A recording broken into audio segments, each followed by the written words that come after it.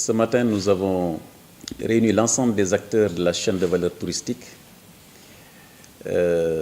ainsi que les services régionaux de tourisme dans les 6 pôles touristiques qui polarisent les 14 régions du pays, autour des gouverneurs de région, pour justement échanger sur la mise en œuvre immédiate du crédit hôtelier touristique, qui, comme vous le savez, joue un rôle central dans le plan de résilience économique et sociale du département.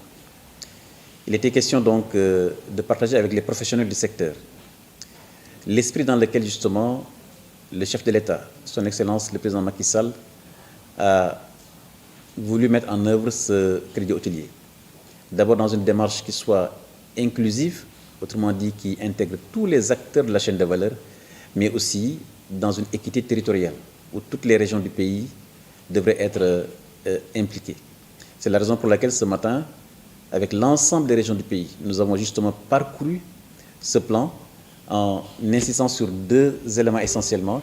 D'abord, l'analyse de l'ANSD qui nous permet justement d'avoir l'impact sur toute la chaîne de valeur.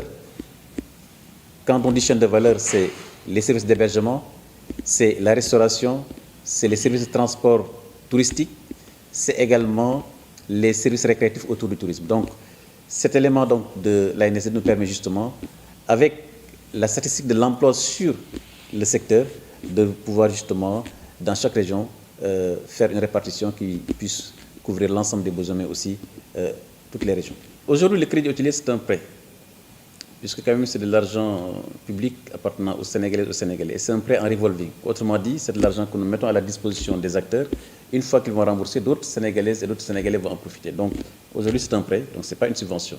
La deuxième chose, c'est qu'effectivement, le taux de crédit a été rabaissé. Nous sommes passés de 3,5% à 3% pour certains, à 2% pour d'autres. Puisque vous savez que nous avons prévu donc de bonifier justement les 15 milliards pour permettre justement au secteur de pouvoir aller jusqu'à 100 milliards d'investissements. Ça, nous le faisons aussi avec nos collègues du ministère de l'économie et des finances, pour pouvoir justement permettre aux acteurs de pouvoir adresser un plus grand périmètre de financement. Le crédit hôtelier, c'est 15 milliards. 15 milliards. Maintenant, vous savez, quand vous avez 15 milliards, vous pouvez donc discuter avec la banque pour le bonifier. Ça fait un effet de levier. C'est-à-dire que banque, vous mettez 7 milliards, la banque dit, voilà, moi je peux prêter 7 milliards, mais si quelqu'un me demande 7 plus 35, je peux le faire, mais en y ajoutant ses propres garanties. Et la banque, c'est des techniques financières.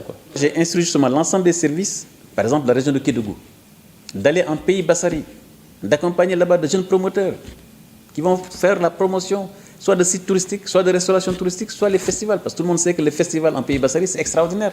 Mais il y a un déficit de sites d'hébergement. Donc, les services justement avec les gouverneurs vont accompagner cela pour nous permettre justement de mobiliser le pays et que tout le pays justement, parce que tout le pays est impacté.